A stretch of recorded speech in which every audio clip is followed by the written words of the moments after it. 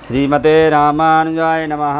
श्रीशैलेशदयापात्रं धीभक्त्यादिगुणाढवं यतीन्द्रपवनं वन्दे रम्यजमातरं मुनिं रम्यजमातृयोगीन्द्रपादरेखामयं सदा तदा यतात्मसत्तादिं रामानुजमुनिं भजे। लक्ष्मीनाथसमारम्भं नाथयामुनमध्यमाम् अस्मदाचार्यपर्यन्तां वन्दे गुरुपरम्पराम्। श्रीमच्छठारियतिराजकृपावलम्बं सौम्योपयन्त्रि गगनाद्रिमुनीन्द्रभक्तं वेदान्तयुग्मविशदीकरणप्रवीणं रामानुजं यतिवरं गुरुमाश्रयामः।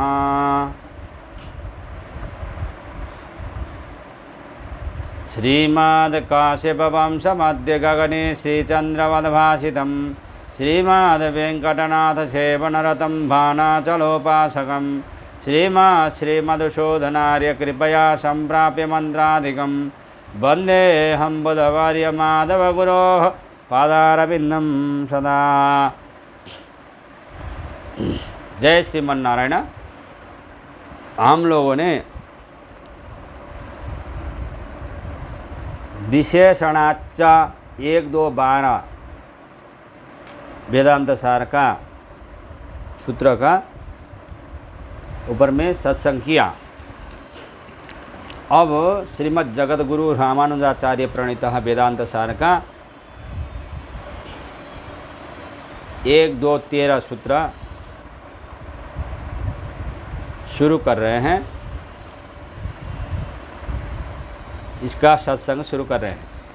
अथ अंतराधिकरणम छांदोग्योपनिषद की श्रुति या येषोक्षीणे पुरुषो दृश्यते एष आत्मेति होवाच एतद् मृतमेतद् भायमेतद् ब्रह्मेति से वर्णित नेत्रों के अंतर्गत दिखाई पड़ने वाला परमात्मा ही है। यह निर्णय इस अधिकरण में 6 सूत्रों से किया गया है।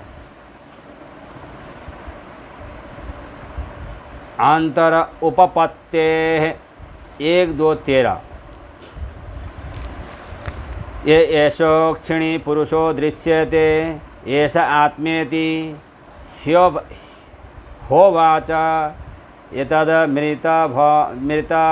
मृतमभयमेतद् ब्रह्म। छांदोग्योपनिषद 4:15-1 इत्यत्र अक्षाधारः परमपुरुषः निरुपाधिकामृतत्वाभयत्वसंयद्वामत्वादि नामस्मिन्नेवोपपत्तेः। सूत्रार्थ अंतरः नेत्र अंतर नेत्र से नेत्र के भीतर दृश्यमान यह ऐसोक्षिणी पुरुषः मंत्र में कहा गया है वह ब्रह्म ही है, क्योंकि उपपत्ते है ऐसा मानने से ही पूर्वापर प्रसंग की संगति बैठती है। अर्थात सम्यद वामत्वादि गुणों की उत्पत्ति ब्रह्म में ही होती है। सारा अर्थ या यशोक्षिणी पुरुषो दृश्यते एष आत्मेति होवाच एतद् मृतमभयमेतद् ब्रह्म। श्रुति में जो नेत्र में रहने वाला पुरुष बतलाया गया है वह परमात्मा ही है, क्योंकि यहाँ नेत्रस्थ पुरुष के कई गुण बतलाए गए हैं, जैसे कि निरुपाधिक अमृतत्व, अभयत्व और सम्यद वामत्व आदि अनेक गुण केवल परमात्मा में ही उत्पन्न हो सकते हैं। यह पुरुष आत्मा अर्थात नियामक है, अमृत अर्थात परम भोग्य है, ब्रह्म अर्थात सबसे बड़ा है, यह स्वयं निर्भय है और सबको अभय प्रदान करता है, तथा सम्यद वाम अर्थात प्रार्थनीय सभी कल्याण गुण इनमें संगत रहते हैं। ये परमात्मा के असाधारण गुण हैं। ये गुण परमात्मा को छोड़कर अन्यत्र कहीं भी रह नहीं सकते। उपासक योगियों को दिखाई देते हैं, सबको नहीं।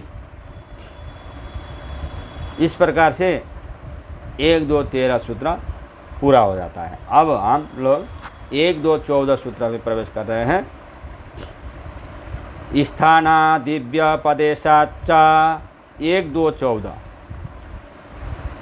यश्चक्षुषि तिष्ठन् ब्रीउ 5, 7, 18 इत्यादीना स्थिति नियमना दिव्य पदेशाचायं परः।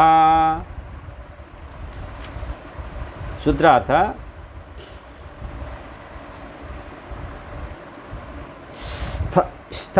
स्थानादीनाम चक्षु स्थिति और चक्षु नियमन आदि के व्यपदेशात कथन होने के कारण च भी नेत्र के भीतर दिखाई देने वाला पुरुष वह ब्रह्म ही है और कोई नहीं, जीव या व्यक्ति का प्रतिबिंब आदि नहीं है। सारार्थ परमात्मा के विषय में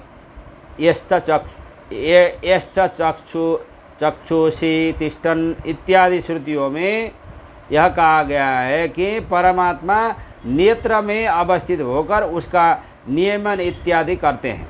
इस प्रकार नेत्र में स्थान अर्थात स्थिति और नियमन करना इत्यादि परमात्मा के धर्म कहे गए हैं। इसमें सिद्ध होता है कि नेत्र में रहने वाला यह पुरुष परमात्मा ही है, प्रतिबिंब नहीं है। इस प्रकार 1, 1, 14 सूत्र पूरा हो जाता है। अब 1, 1, 15 सूत्र में प्रवेश करेंगे। सुख विशिष्टाभिधानादेव च 1, 2, 15 क ब्रह्म खम ब्रह्म कम ब्रह्म खम ब्रह्म छांदोग्य उपनिषद 4, 10, 5 वेद में क ब्रह्म ख ब्रह्म ग ब्रह्म ग से ज्ञान तक के जितने भी अक्षर है सब ब्रह्म है। इति पूर्वत्रास्यैव सुख विशिष्टतयाभिधानाचायं परः। सूत्रार्थ सुख विशिष्टस्य अपरिमित सुख का अभिधानाद एवं अग्नियों के द्वारा उपकुशल के प्रति कथन होने के कारण च भी अंतरः पद से परब्रह्म को ही समझा जाता है, क्योंकि परब्रह्म ही अपरिमित सुख वाला है। सारा अर्थ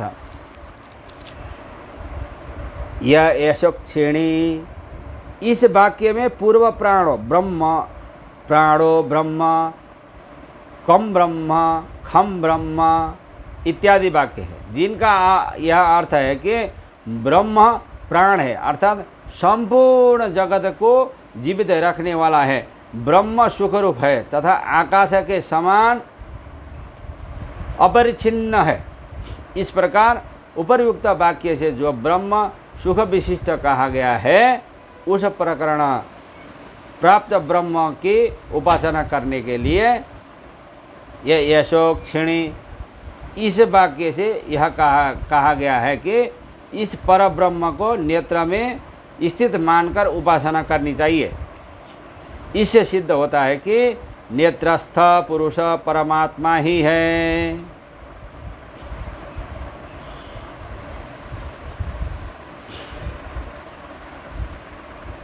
अतएव च स ब्रह्म 1, 2, 16 सूत्र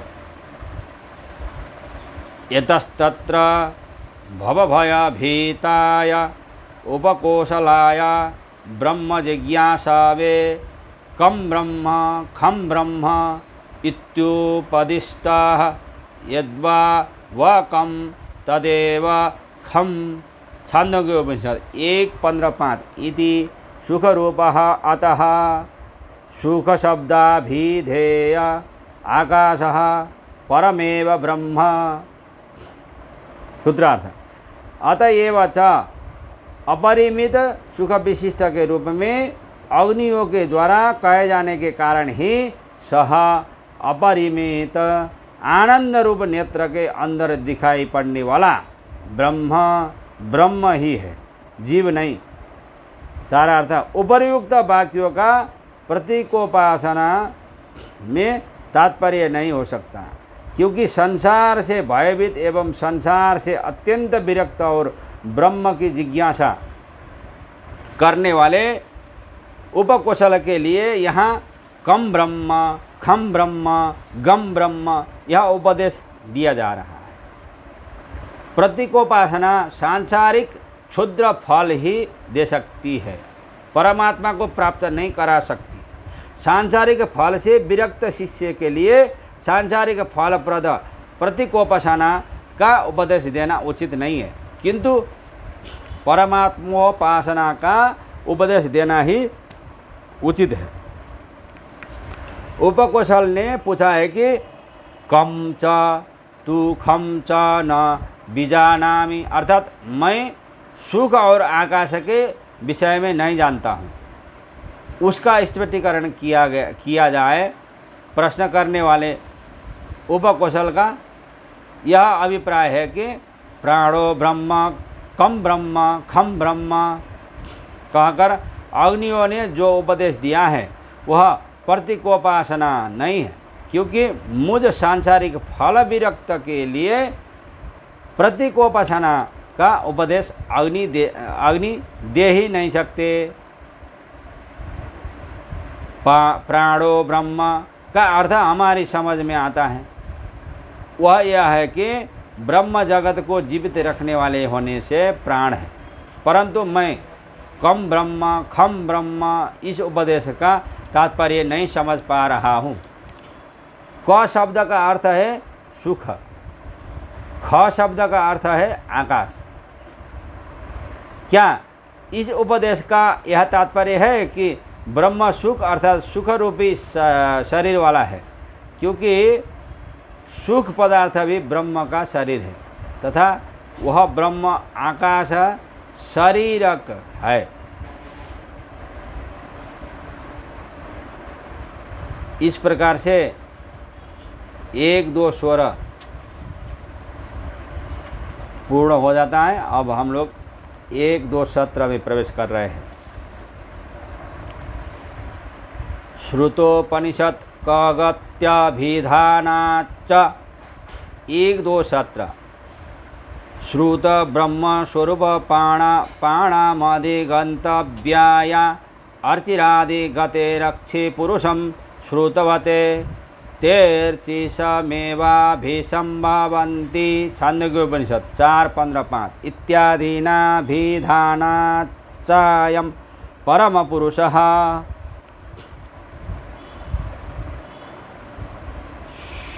सूत्रार्थ सूत्र उपनिषद कास्य, जिसने उपनिषद वेदांत विद्या का अध्ययन कर लिया है उसके लिए गति अभिधानाच्च अर्चिरादि गति का वर्णन दूसरी श्रुतियों से किए जाने के कारण नेत्र के अंदर दिखाई पड़ने वाला ब्रह्म ही है, जीव नहीं है। सारार्थ उपनिषद का श्रवण करके ब्रह्म को अच्छी तरह से समझे हुए पुरुष के लिए परब्रह्म की उपासना हेतु उपासकों को जो अर्चिरादि गति अन्य अन्य श्रुतियों में प्राप्य बतलाई गई है, वही अर्चिरादि गति इस नेत्रस्थ पुरुष की उपासना करने वाले साधक को भी प्राप्य है। यह अर्थ इस प्रकरण में तेर्चिसमेवा विसंभवन्ति, वह नेत्रस्थ पुरुषोपासक अर्ची देवता के समीप पहुँचते हैं इत्यादि वाक्यों से वर्णित है, जिससे साधक परब्रह्म के समीप पहुंचकर उसे प्राप्त करता है।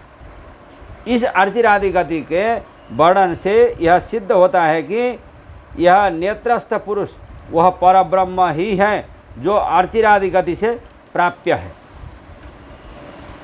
अर्चिरादि गति के द्वारा ही प्राप्य है।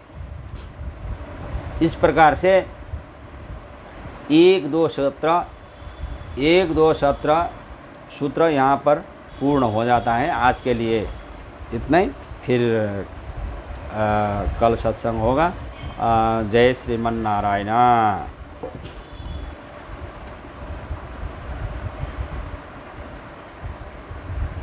सीताराम सीताराम जय सीताराम, सीताराम सीताराम जय सीताराम। रघुपति राघव राजा राम, पतित पावन सीताराम। रघुपति राघव राजा राम, पतित पावन सीताराम। सीताराम सीताराम जय सीताराम, सीताराम सीताराम जय सीताराम। जय श्रीमन नारायण।